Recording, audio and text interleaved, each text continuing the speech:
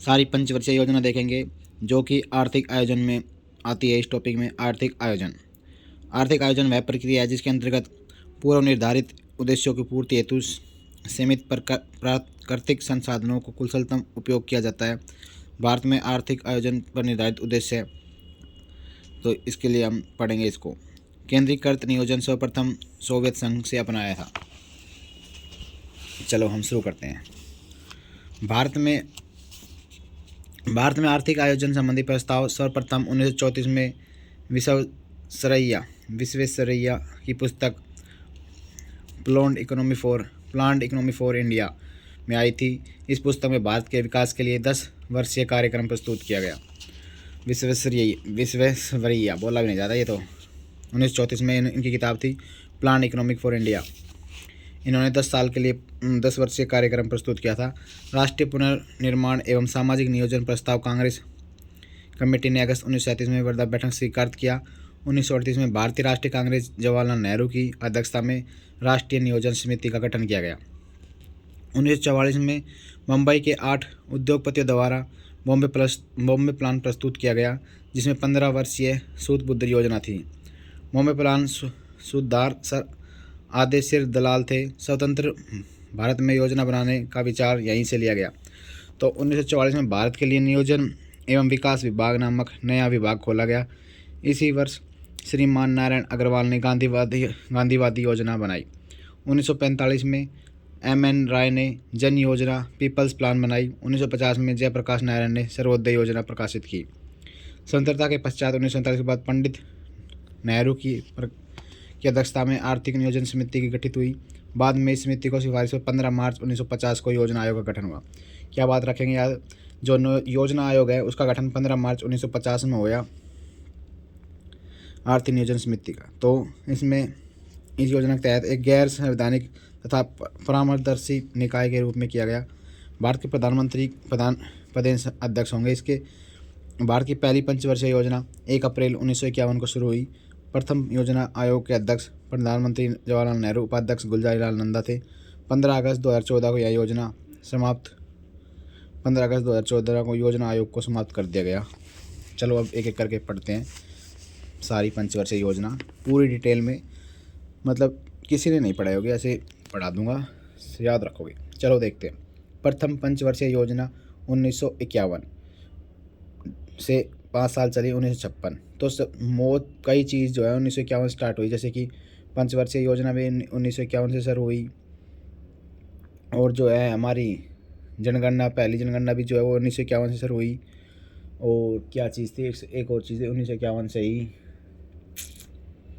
बता दूंगा, अभी फिलहाल याद नहीं है। देखते हैं। तो पहली पंचवर्षीय योजना 1951, हाँ बैंक क्या था, हाँ संशोधन 1951 में पहला संशोधन में 1951 स्टार्ट हुआ। तो याद रखेंगे इसको, कैसे याद रखें। 1951 इसमें 5 आ रहा है। 5 मतलब पंचवर्षीय योजना, एक मतलब पहली योजना 1951 से 1956 तक पहली पंचवर्षीय योजना। ये जो है योजना हेराल्ड डोमर मॉडल पर आधारित थी।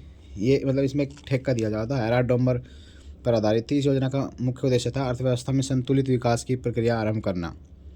इस योजना का मुख्य उद्देश्य था कृषि को उच्च प्राथमिकता देना। इस योजना के दौरान राष्ट्रीय आय में 18% तथा प्रति व्यक्ति आय में 11% की वृद्धि हुई। पहली पंचवर्षीय योजना के कारण मतलब कि जो राष्ट्रीय आय है ना वो 18% तक बढ़ी थी और जो प्रति व्यक्ति आय वो 11% बढ़ी। इस योजना काल में दौरान कई बड़ी सिंचाई परियोजनाएं शुरू की, जैसे भाखड़ा नांगल डैम और व्यास परियोजना और दामोदर घाटी परियोजना। पहली पंचवर्षीय योजना कृषि पर तो आधारित थी, तो कृषि में सिंचाई के लिए भाखड़ा नांगल डैम बनाया गया और व्यास परियोजना व्यास नदी पर बनाई गई और दामोदर घाटी पर बनाई गई। इस योजना काल के सार्वजनिक उद्योग का विकास की अपेक्षा 6% राशि खर्च की गई। सामुदायिक विकास कार्यक्रम में प्रारंभ 1952 में किया गया था। इस योजना में मतलब हमने जो GDP की जो लक्ष्य रखा था वो 2.1 रखा था और प्राप्ति हुई 3.6 की। अब बात करते हैं द्वितीय पंचवर्षीय योजना 56 के बाद 1956 में ख़त्म हो गई। तो 1956 में शुरू हुई है कपिल से, फिर दोबारा 1956 से 61। इसमें हमारे क्या गया, ये थी आधारित PC महालनोबिस पर। PC महालनोबिस एक बढ़िया अर्थशास्त्री थे। तो दूसरी पंचवर्षीय योजना PC महालनोबिस पर आधारित थी। इसका मुख्य उद्देश्य था कंपनियों में मतलब समाजवादी समाज में स्थापना करना, समाजवादी समाज की स्थापना। इस योजना का जीवन स्तर को उठाने के लिए 5 वर्ष में राष्ट्रीय 25% की वृद्धि की, जो लक्ष्य निर्धारित किया गया था। इसमें भारी उद्योग और खनिजों का उच्च प्राथमिकता दी गई। इसमें सार्वजनिक क्षेत्र में व्यय 24% राशि व्यय की गई। द्वितीय प्राथमिकता यातायात संचार दी गई, 28% राशि व्यय की गई। इसमें महत्वपूर्ण उद्योग बनाए गए। दूसरी पंचायत योजना में दुर्गापुर, भिलाई और राउरकेला इस्पात कारखाने योजना इसी में स्थापित किए गए थे। दूसरी में जो हमारा लक्ष्य था 4.5, लेकिन प्राप्ति हुई हमें 4.1 की। अब बात करते हैं तृतीय पंचवर्षीय योजना 1961 से 66।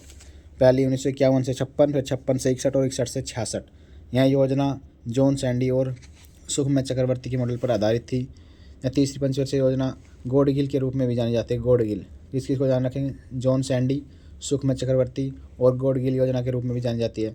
इस योजना का मुख्य उद्देश्य था अर्थव्यवस्था को आत्मनिर्भर बनाना तथा सफुर्त अवस्था में पहुंचाना। इसमें मतलब कृषि और उद्योग दोनों को साथ में लिया गया।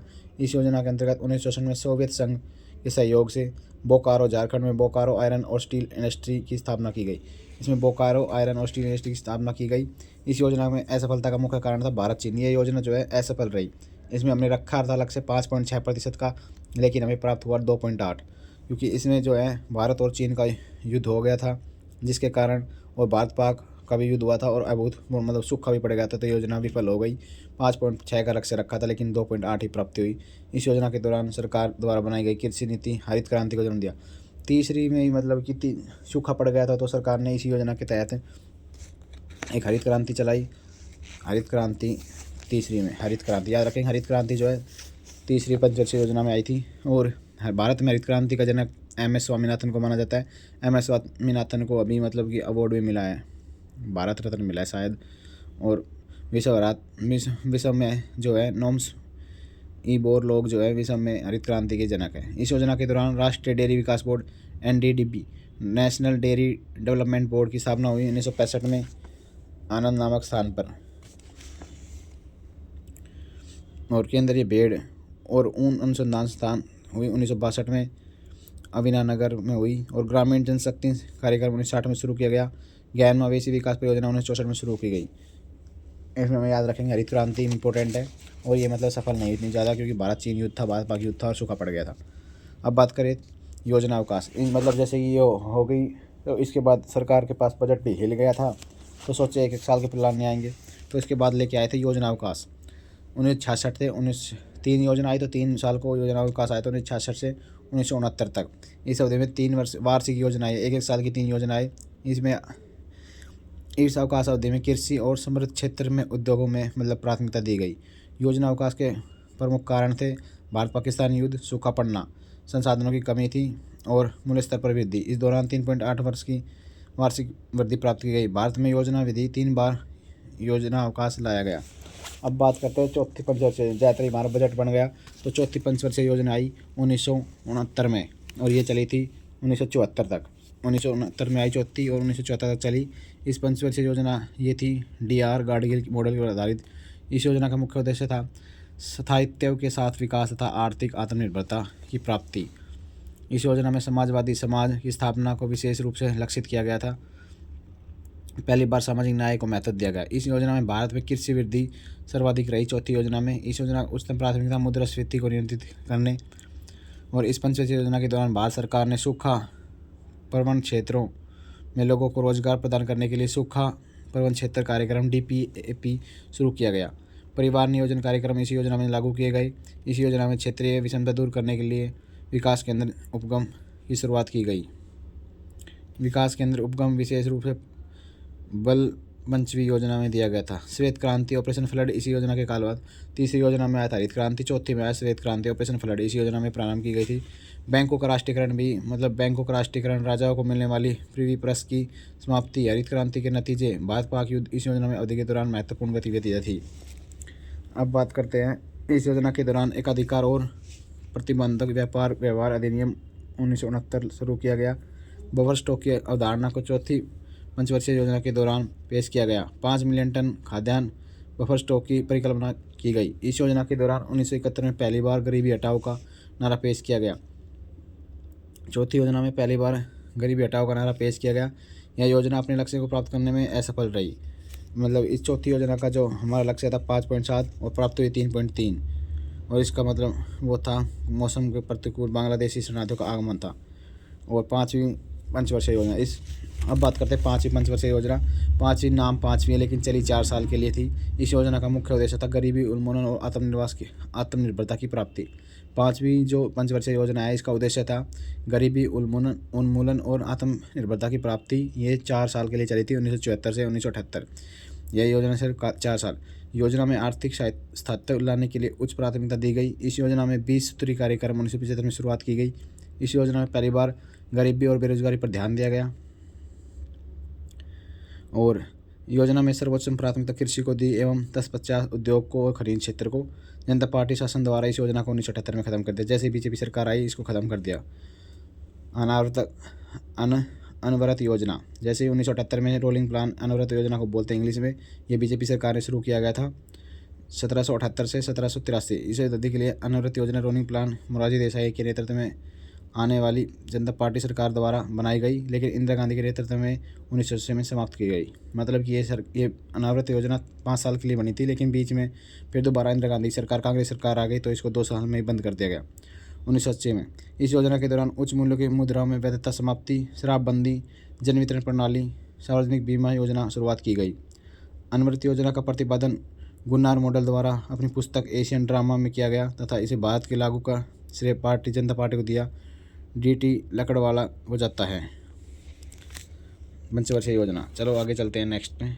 अब बात करते हैं छठी पंचवर्षीय योजना। छठी पंचवर्षीय योजना जैसे ही वो खत्म हुई अनावृत प्लान रोलिंग प्लान, तो छठी योजना आई 1980 से 1985। इस योजना का मुख्य उद्देश्य था गरीबी उन्मूलन और रोजगार में वृद्धि। पहली बार गरीबी उन्मूलन पर विशेष जोर दिया गया। इस योजना के दौरान समावित ग्राम विकास कार्यक्रम जैसे कि महत्वपूर्ण कार्य शुरू किए गए। सातवीं पंचवर्षीय योजना 1985 से 90 चली। प्रमुख उद्देश्य समग्र रूप से उत्पादक को बढ़ाना, रोजगार के अधिक अवसर, समय एवं न्याय पर आधारित सामाजिक प्रणाली की स्थापना, सामाजिक में आर्थिक असमानताओं को प्रभावी रूप से कम करना, देश की तकनीकी विकास के लिए सुदृढ़ आधार तैयार करना था। भोजन, काम और उत्पादकता का नारा इस योजना में दिया गया। भोजन, काम और उत्पादकता नारा जो है 7वीं पंचवर्षीय योजना में दिया गया। योजना में प्रति व्यक्ति 3.6 प्रति वर्ष की दर से वृद्धि हुई।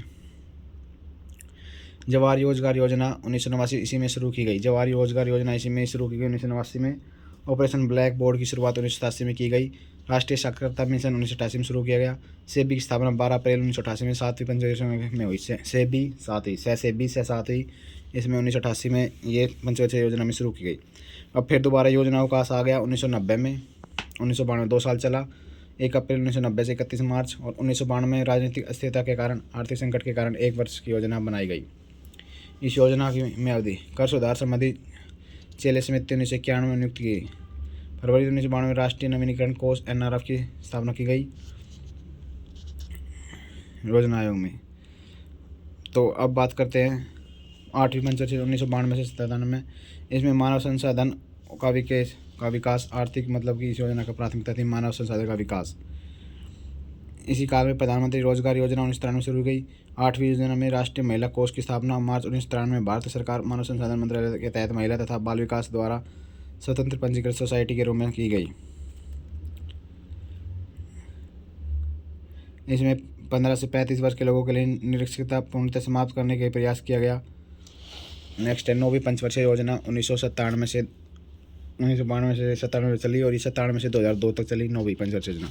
9वीं पंचवर्षीय योजना का था न्यायपूर्ण वितरण और समानता के साथ विकास, इसका उद्देश्य था। अब बात करते 10वीं में से 2002 से 2007। 10वीं पंचवर्षीय योजना देश में गरीबी और बेरोजगारी को समाप्त करना, अगले 10 वर्ष में प्रति व्यक्ति आय को दोगुना करना, इसका मुख्य उद्देश्य था 10वीं का। 11वीं 2007 से 2012। 11वीं पंचवर्षीय योजना 1 अप्रैल 2007 को प्रारंभ हुई और इसका मुख्य उद्देश्य त्रितम और समावेशी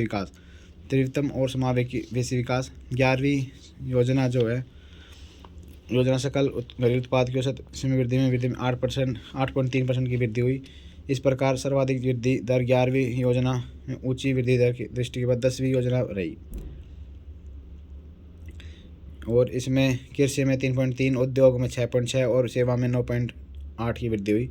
11वीं पंचवर्षीय योजना शिक्षा के लिए विषय वस्तु अनिवार्य प्रारंभिक शिक्षा था। 12वीं पंचवर्षीय योजना 2012 से 2017, इसका था तीव्र अधिक समावेशी धारणीय विकास। 12वीं पंचवर्षीय योजना सर्वाधिक धनराशि सामाजिक सेवाओं पर मंद निहित हो गई। इसके बाद ख़त्म हो गई सारी योजनाएं। अब आ गया नीति आयोग। नीति आयोग 1 जनवरी 2015 को भारत सरकार द्वारा चला गया।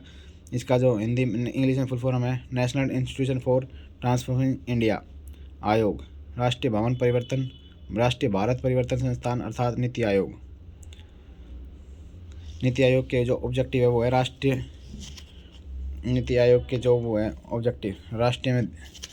उद्देश्यों को ध्यान रखते हुए राज्य की सक्रिय भागीदारी के साथ मतलब कि रणनीति को दृष्टिकोण करें। थिंक टैंक की तरह काम करने लग गया है, इसमें कुछ है नहीं ज़्यादा। चलो नीति आयोग के पास बस बहुत मंच से ख़त्म।